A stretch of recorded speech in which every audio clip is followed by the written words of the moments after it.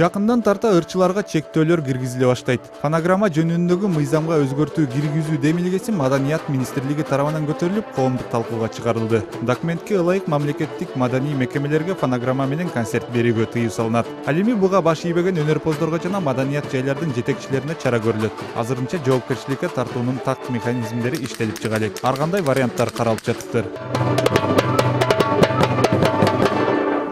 Бүткүл цивилизациялуу дүйнөдө бул маселе чечилген. Америкага барып, же Россияга барып, же Японияга барып элестетип көрүң, же Түркияга барып, фонограмма менен концерт берүү элеске келбей турган нерсе, акылга келбей турган нерсе. Ал тургай биздин мына кошуна Казакстанда да бул маселе закон деңгээлинде чечилген. Өзгөртүү киргизиш бул бир топ убакыт талап кылат да.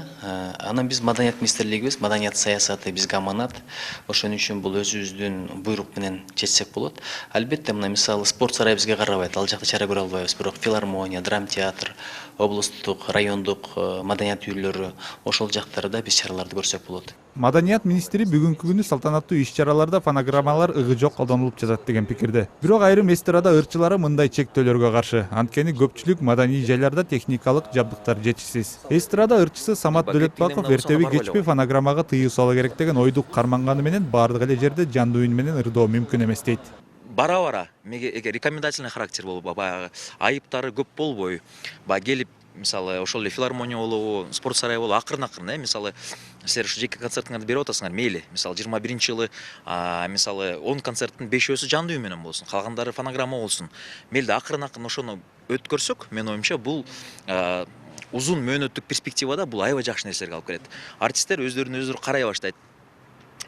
Дагы бир жолу айтайын, мен үнүм тим эле сонун биктен келет дегенден да алысмын. Бирок мен дагы мисалы өзүмдү бир мындай тонуска алып туруп, көбүрөөк машыкмакмын да. Ошол сыяктуу мага окшогон мен коллегаларым да машыкмак деп ойлоймун.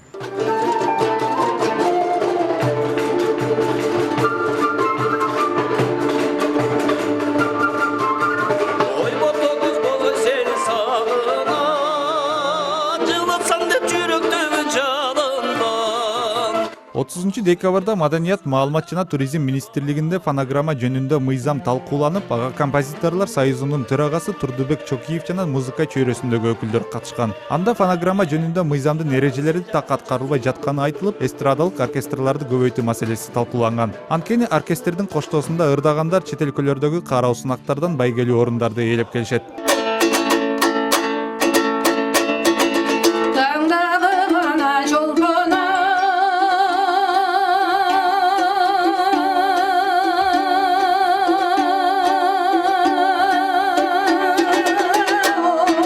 Ырчылык өнөр менен эл оозуна алынган Саламат Садыкова көп жылдан бери эле фонограмманы тыйыш керек деген пикирди карманып келет. Айтымында көп жыл мурда бир гана жандуу үн менен ырдаган өнөрпоздор бааланып келсе, акыркы жылдары үнү жок ырчылар чыгып, таланттуу адамдарга тоскоолдук жаратып жатат дейт. Ошондуктан фонограммага тыюу салынса, мыктыларын эл дагы таанып калмак деген ойдо.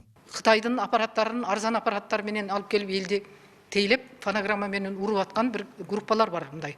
Чакан топтогу артисттер бар да, алар ошентип окатын кылат. Аларга деле окатын кыла берсин. Бирок биз жүрө ошол сиздер бүгүн козгоп аткан тема чындыгында бул нанды адалдап жеш керек. Ырчы деген бул Кудайдан берилген улуу касиеттердин бири болот. Мына алтын көмөкөй, күмүш көмөкөй деп ата бабадан бекер калган эмес. Ошон үчүн жеш таңдай алтын үн деп бекер баалабайт дүйнө жүзүндө. Золотой голос деп коет го. Ошол фонограммщиктер өздөрү кичине этек башын жыйнап уялыш керек да.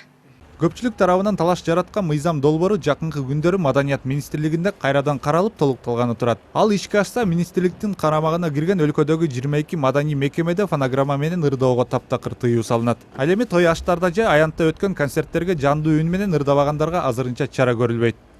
Дастан Жолдошов, Эрлан Кемелбеков, НТС.